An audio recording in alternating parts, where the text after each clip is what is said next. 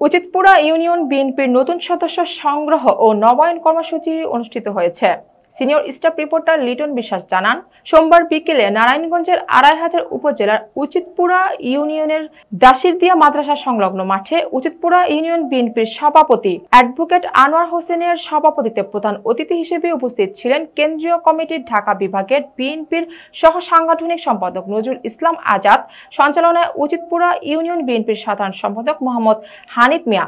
বিশেষ অতিথি বিশিষ্ট সমাজসেবক রফিকুল ইসলাম রকিব, নারায়ণগঞ্জ জেলা বিএনপির সাবেক সহসভাপতি লুৎফর রহমান আব্দু, ২৫০০ উপজেলা বিএনপির সভাপতি ইউসুফ আলী ভুইয়া, ২৫০০ উপজেলা বিএনপির সিনিয়র সহ সভাপতি মতিউর রহমান মতিন, ২৫০০ উপজেলা বিএনপির সাবেক সাধারণ সম্পাদক হাবিবুর রহমান হাবু, ২৫০০ উপজেলা বিএনপির সাংগঠনিক সম্পাদক আজহারুল ইসলাম লাভলু, ২৫০০ পৌরসভা বিএনপির সভাপতি মাহমুদুল্লাহ লিটন, সফর আলী কলেজের সাবেক বিপি কবির হোসেন, ২৫০০ উপজেলা যুবদলের যুগ্ম আহ্বায়ক সাদিকুর রহমান সাদেক, উচিতপুরা ইউনিয়ন ৬ নং ওয়ার্ড বিএনপির সভাপতি বাহাউদ্দিন, উচিতপুরা ইউনিয়ন যুবদলের আহ্বায়ক সদস্য বিল্লাল হোসেন, উচিতপুরা ইউনিয়নের কৃষক দলের সিনিয়র যুগ্ম আহ্বায়ক মোহাম্মদ শহীদুল্লাহ সহ বিএনপির অঙ্গ ও সহযোগী সংগঠনের নেতাকর্মীরা উপস্থিত ছিলেন।